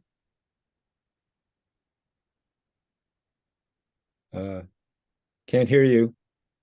You're muted, Claire. Yeah, I'm listening to all of you, and there's a part of me that's a little bit of the trickster, and I'm sorry I'm bringing this in, but when we start looking at how we look at complex ways of knowing, I can't help thinking about people, the other people that have been doing this work for a very long time, sowing the seeds, like the Thomas Berries. I mean, as we're talking about what Jan was bringing in about the betrayal of the systems that we were believing in, there are those who corrupted religion and what was always meant to be living in right relationship that got thoroughly corrupted. I mean, one of the things that came in, we had a number of sessions on this tour in faith communities, and one of the passages that they brought up was the dominion that, that we can have dominion over everything. And we were talking about the arts, and I actually wanted to show you an art piece, because I am an artist, that I did that was called, this was a number of years ago, I don't know if you can see it. It's called Dominion Deconstructing. And it was about that we are in a time where we cannot have dominion over everything. And anyway, I'm just trying to kind of weave all of these pieces in, but just that as things are falling apart, as they come apart, there's this opening, and we need to find the coherence that was not just in the bioregional movement. It was in what Thomas Berry was trying to do, which was basically call out the corruption of where the other thinking that was so dominant in, like, religions really paved the way for a lot of the thinking that went, and how it got corrupted, and the whole taking over control of. So anyway, so I just wanted to say that we're part of these bigger systems, and I just want to make sure that we're also acknowledging those. And the Thomas Berry, I think, is hugely, hugely influential, and really calls in the sacred connection to the land, to the earth, and then the work that Brian Swim is doing, who I don't know if anyone's seen or read Cosmogenesis, his book, where he's really talking about this and our relationship to the entire cosmos, and how we are part of the evolution of the cosmos. Anyway, if you haven't read that, the trickster in me kind of wants to take it into, we're part of everything, and we're connected to everything, and that the bioregional movement must have come out of some of the thinking that was evolving at the time. So that was me just wanting to bring that in. Thanks. Sharon? Hello. Hi, everyone. I joined late, so I'm sorry for coming in the middle of a conversation. But I just wanted to say hello, and just also express that how really privileged I feel to be living in the Salish Sea, to have a connection with the land and the water and the animals here, and to have gotten to meet Coast Salish peoples. And, I grew up in New York. I grew up in Long Island, New York City, never met a person from the Iroquois tribe or the Algonquin or never knew a Native American person. And here, because of some of the kind of awful things that were being proposed for this region, we worked together and became friends and developed trust. And it's just such a rich thing to experience. I feel very grateful for that. I heard about Cascadia first from a friend, Ryan Palmatier, who grew up in Washington State and lived on San Juan Island and then had to move and now lives in Wisconsin because he could not find a place he could afford to live in. And he was very excited about Cascadia and got us really excited about it. And then he had to leave. So, that's kind of where we are too. We're trying to do that balance between affordable housing for, for people who have been living here and not overdeveloping. All right, thank you. Bill? I think you're muted again. Yeah, no, I remember this time. I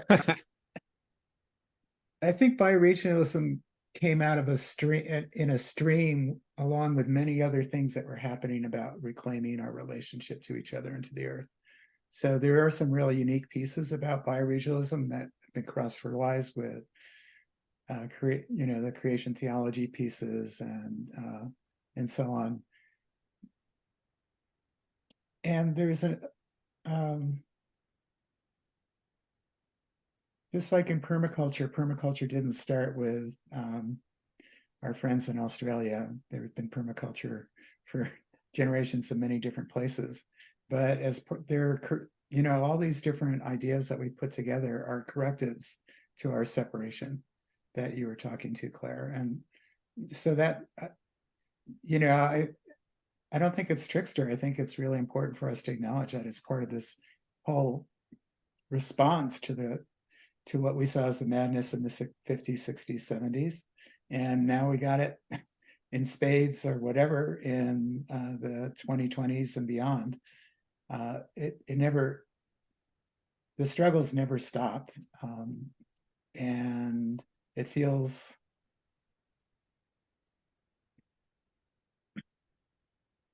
I think there's a place for grieving as well as for hope. I just wanted to acknowledge that. And some of the work that I'm doing with folks around 350 in my region and in other places, taking the work of Joanna Macy and other folks to help us acknowledge the grief we feel for all of it. I don't need to talk about the litany here because you all know.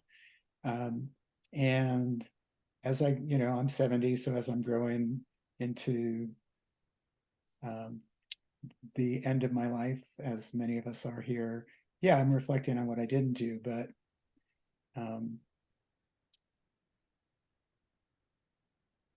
and I can grieve that, but we're just part of a long process of the evolution of our people and the planet. So that's how I think about it, in this context now. So whenever one new tragedy happens, I'm like, okay, and we go on.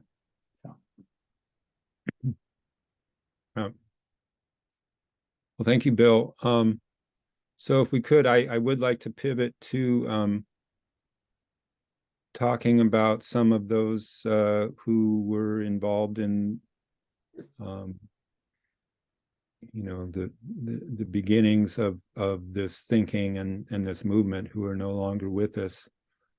And I just want to start again with Caroline Estes. We brought her up already, but I can't really overstate the role that she had in all the Congresses. I mean, she was our rock, in trying, if you can imagine people coming together from all these different places, many of whom had never met before.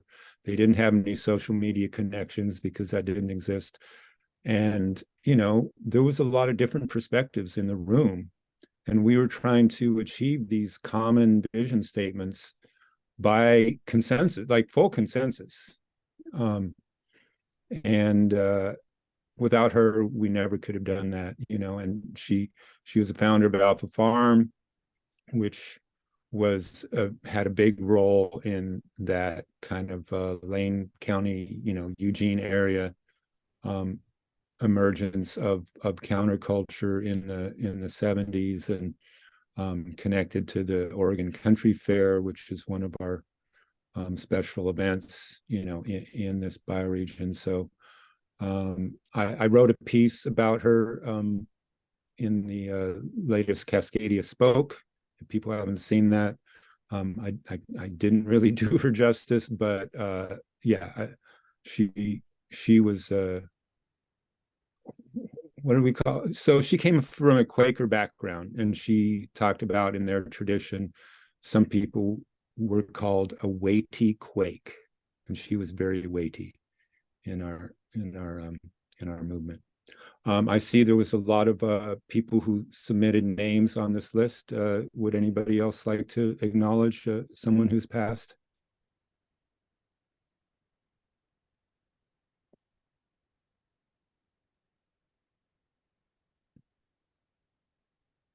Oh, come on. A lot of people posted names, many of whom I don't know.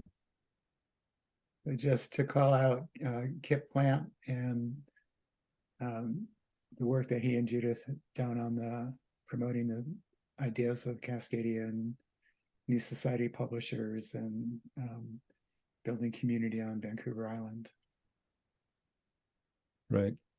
Yeah. Chris and Judy Plant were part of the founders of the New Catalyst that we talked about, and moved to, is it Gabriella? Yeah.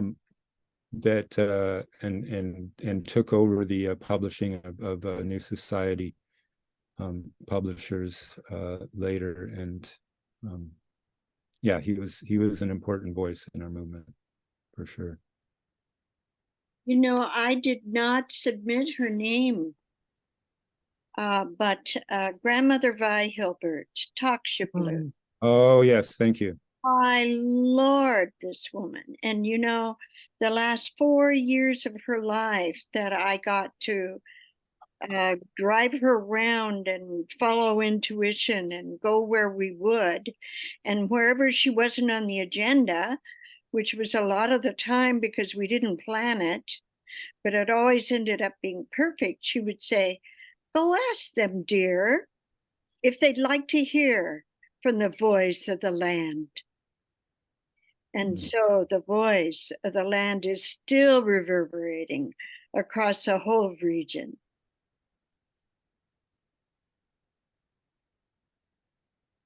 Norma, bless you. Thank you for bringing in the table. I think this is a really lovely exercise to remember the names. And I would like to see if one of the first things we can do as a bioregional group is make a list of these names and the short pronouns, because so many young people don't know the history. They don't have the legacy even in their own family, and it's such a healing thing. And two people I would put on is, one is Claire Dykeman. And Claire was a very quiet, process-oriented person who helped start the Puget Sound Water Quality Authority. She had taught in Bellingham. She worked in Olympia. She died of cancer last year. And I was the only person there besides family, and no one knew her story. And it just struck me so much that, we're going into hard times, and kids need to hear that they aren't the first ones, and there were others that made the room for them. And the second one I would like to nominate to be on that is Billy Frank Jr. I think we have just,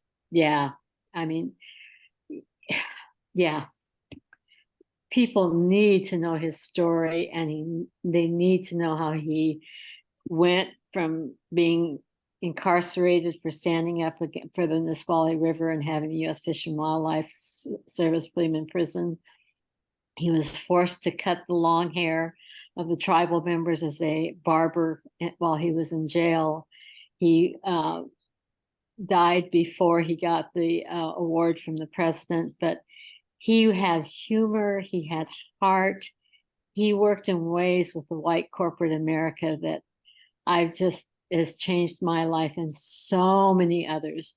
And we would not have had the Timberfish Wildlife Agreement without Billy. And we owe, as a region, he's known in South Africa, he's known in Europe, and we need to make sure his legacy continues here. where he's at home. So thank you. Yeah, thank you. Go ahead, Doris.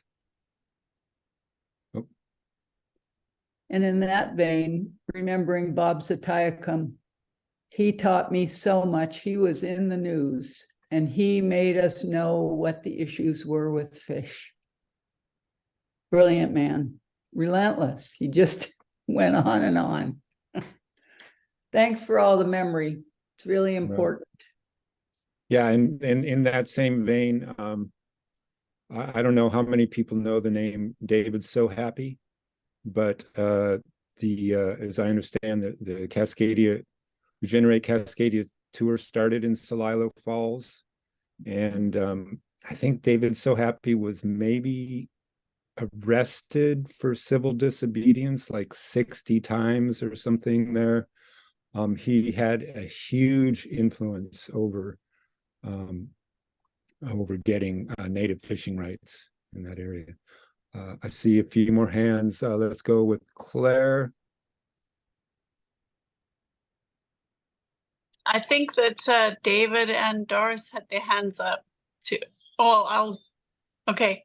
Yeah, I was going to bring in, I don't associate him with the bioregional movement, but what he did is Richard Wagamis, he's an Indigenous writer who just so beautifully, the sacred connection with the land and with the intergenerational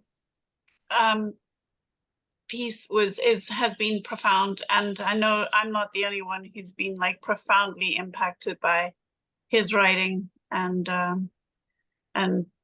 yeah, he was tragically was part of the residential schools debacle, and you know that had a really big impact on why his life ended earlier. But anyway, yeah. Hey, David.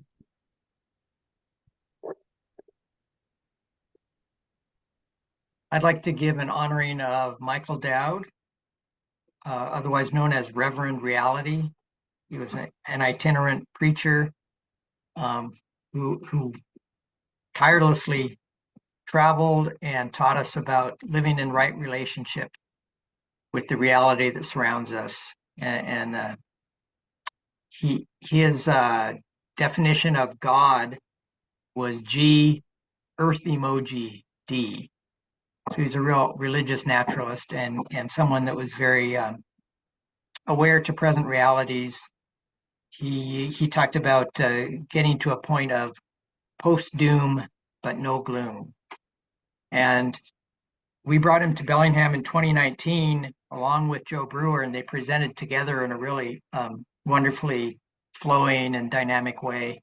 And one of the first things that Joe said when he was on stage at Bellingham Unitarian Fellowship in 2019, referring to Michael Dowd, he called him someone who has so beautifully wrapped grief in a handkerchief of happy tears. And Michael passed away October 7th, so not too long ago. And he did live in Langley for a period of time. The other person I want to briefly mention was an environmental advocate and activist in Bellingham named Wendy Harris. And Wendy also just recently passed away. There was a memorial for her on the same day as our activation tour.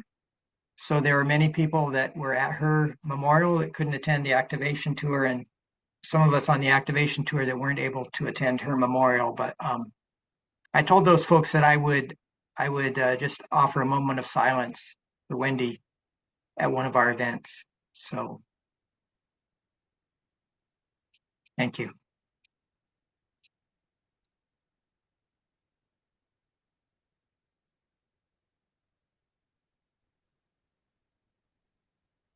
Okay, Sharon. Yeah, I thought I would mention Ken Balcom, who passed away several months ago and was a real champion, did a lot to raise awareness about what was going on with the Southern resident orcas. And we're going to be having a memorial on San Juan Island at Lime Kiln Park. It's going to be a memorial for both Ken Balcom and for Tokatay or Tokatay on the 12th, November 12th. Okay, Norma Jean. Yes, I think to at least mention Sunray Kelly, who passed recently, who mentored so many young people and maintained a natural way of building and utilization of solar and many other aspects of our land and nature.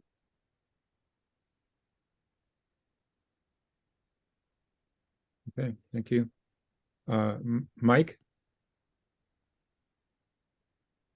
Yes, thank you.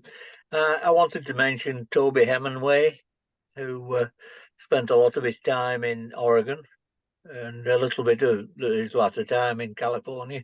He was an eloquent speaker on permaculture, and probably more than anybody else, just like I say, was eloquent. And I was privileged to meet him at Dharmalaya here in Eugene shortly before he passed away. But yeah, just a marvelous inspiration, and I'm very honoured to be able to mention his name here. Thank you.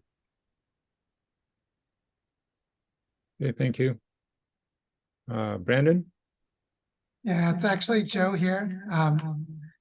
Hi, everyone. Look like Brandon, but I know it's the Cascadia swag that Brandon hooks me up with. So I missed most of the conversation. I was having a check-in with my sister. So I just want to drop in and first of all, say hello to everyone. And I've been listening in on the speaker for the last maybe 15 minutes or so, and just really moved by the tenor and the depth of this conversation. It's so beautiful. And I just wanted to mention, in case she hasn't been named yet, Ann Stadler, who just passed away last week, which is, I mean, like most of us probably were touched by her wisdom and just her depth of spirit. And I wanted to speak a little bit about what it feels like for me to be here in Cascadia, coming from the Ozarks, where I can't really name too many of my own elders of the Ozarks movement because I didn't recognize it as bioregional until a few years ago. And I was like, wait, I grew up in Missouri and I was much more an Ozarks person than a Missouri person. But just to resonate with the way it feels to honor the depths of, really the people who create our traditions and really teach us how we should be elders. And I feel a lot of that from the little old ladies in Southwest Missouri who teach me things like how to can apples and how to make apple butter. Actually, I don't see a lot of apple butter here for all the apples in Washington.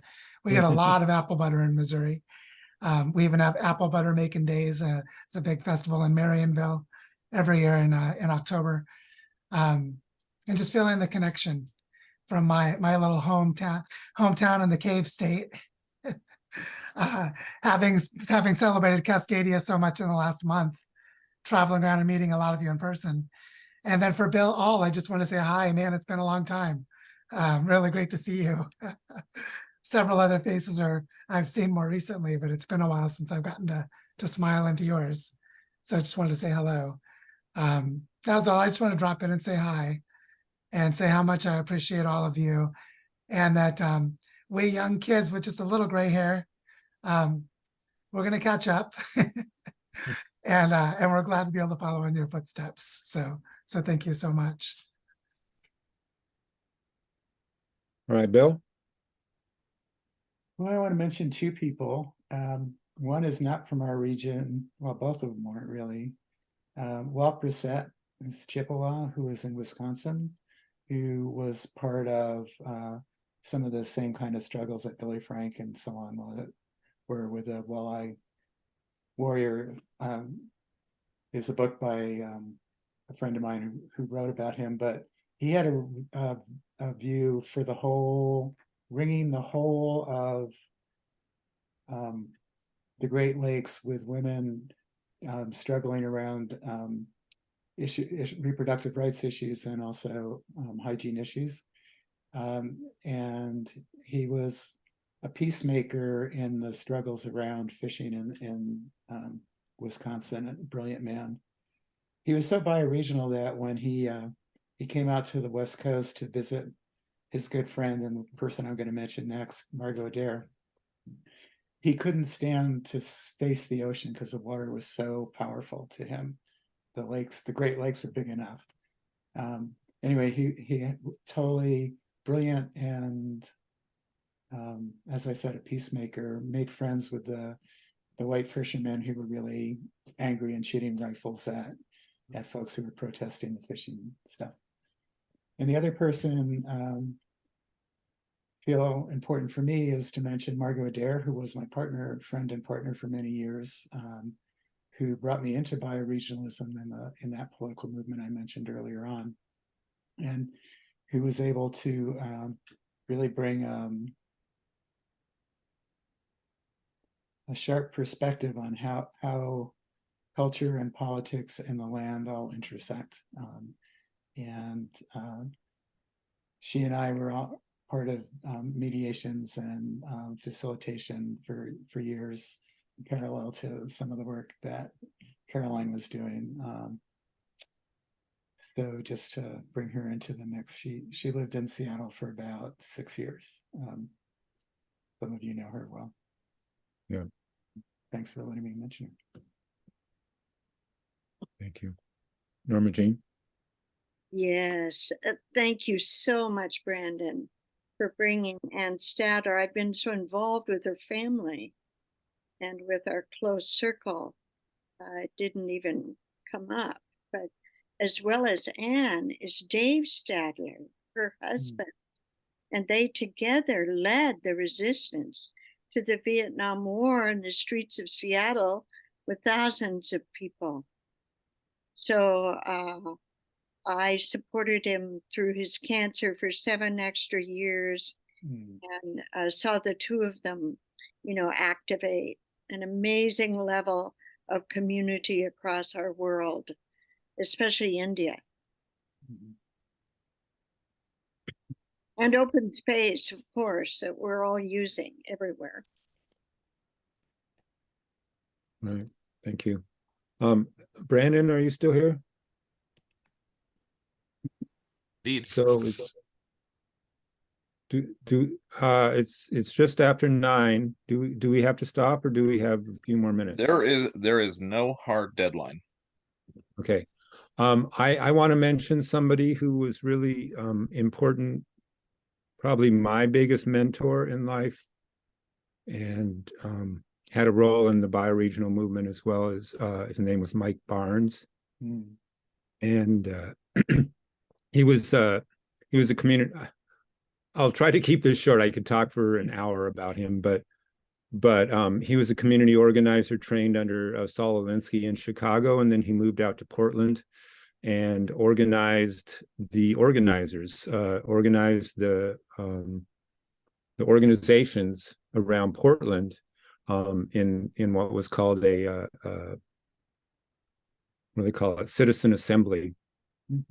And they met, they talked about what they could do that would feed the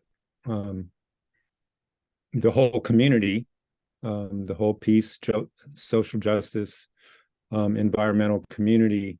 And they decided that the thing that would serve them best was a community newspaper. And so he founded a community newspaper called the Portland Alliance. And the Portland Alliance became a model that was replicated in Olympia and Mid-Willamette Valley and Eugene. And at one point, this was when we barely had functioning email, much less, I mean, the internet was hardly there, but we managed to publish 4 connected local activist newspapers. They all had a calendar of events, a directory of organizations, and they were 16 pages, 8 pages regional content, 8 pages local content in those 4 places I named. And that was we were basically trying to create a bioregional network of publications. And when I moved back to Seattle in 1988, my intention was to create a 5th edition here in Seattle, because the main alternative newspaper, the Northwest Passage, had just gone down. And it was a beautiful vision, and he inspired all the work that I've done since then. So oh yeah, and there he is talking to David Henke, one of the bioregional founders. And anyway, yeah, Mike passed a couple years ago. It was during COVID. It was one of those times when people couldn't have memorials gather together to honor the passing. So but yeah, Mike Barnes was he played a big role in the Cascadia bioregional movement, and certainly in my life. Any others?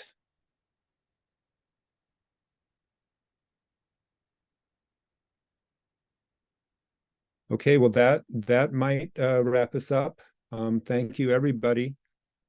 Thank you.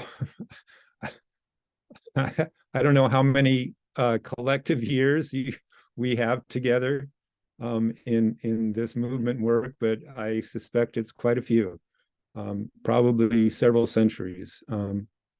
And yeah, thanks everybody for coming and what you bring. And I don't know if you want to say anything to wrap us up, Brandon, but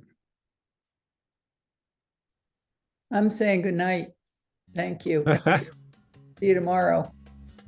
All right. Night, Doris. All right. Good night, everybody. Oh, there's the song. They always return to the place they began. For 1,000,000 years, they swam and swam and swam.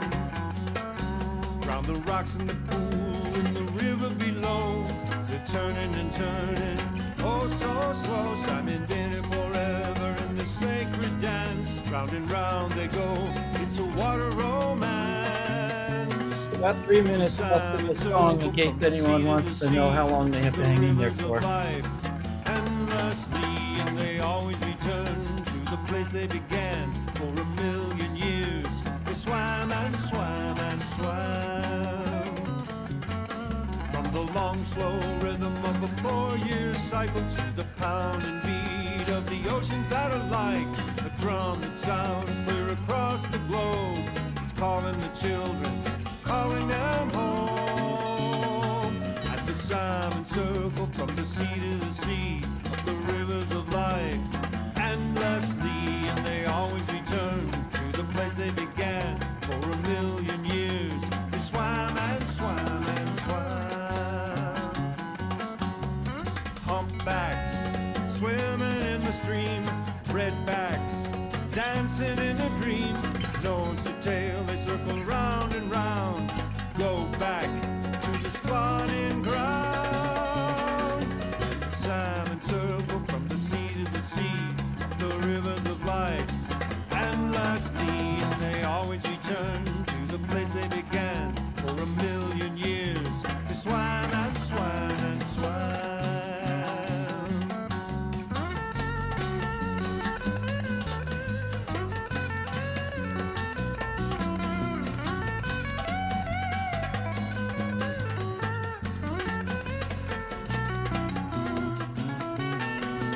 Salmon circle from the sea to the sea, up the rivers of life, endlessly, and they always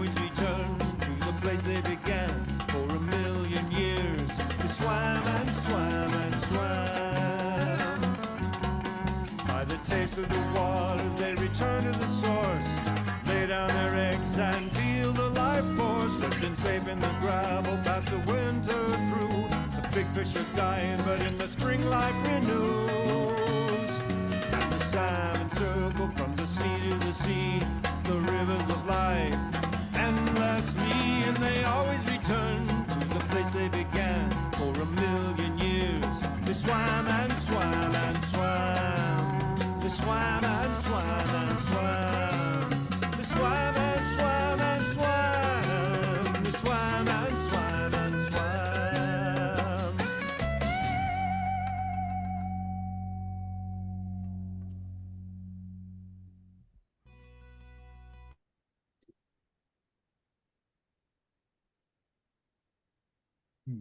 Good to see you all. Yeah, thanks. Hope to get back for more.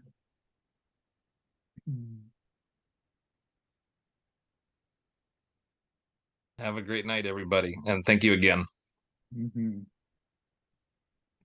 And let's do this more often. We should do an intergenerational conversation. Ah, 100. Yeah. That'd be great. Yeah. Happy to talk Because, about and actually, I mean, it really would be great. I mean, we've connected actually with so many people who I think could pop on Zoom if they had a little bit more notice. it. Mhm. So careful about throwing out ideas. Well, what happened to those pipsqueaks, Brandon, down in Portland? Yeah, that's right. Where's our intergenerational cohort? Hmm. Oh, wait, we should stop recording. There was some talk earlier in one of the things about shame. Maybe we need to shame the young to show up and honor their elders. We need to honor the youngers. It could go both directions. I'm teasing. Yeah. Hey, Norma Jean, some of us in Open Space Land are talking about doing a thing for Anne. Oh, please. Yeah. Please do that. I'll Please let you let me know. know. Yeah, Do it's you have open. my, Oh, go ahead. you have my email? Why don't you put in chat just to make sure? I will right now. But there's a crew of us that are doing open spaces around grieving and thriving in the workplace, and three of the people I think are deeply involved in the Open Space Institute and the network. And we're recalling how Peggy Holman talked about Anne as she kicked Harrison in the butt to step up and make open space more out there in the world. I love that story about her. Many stories about her, but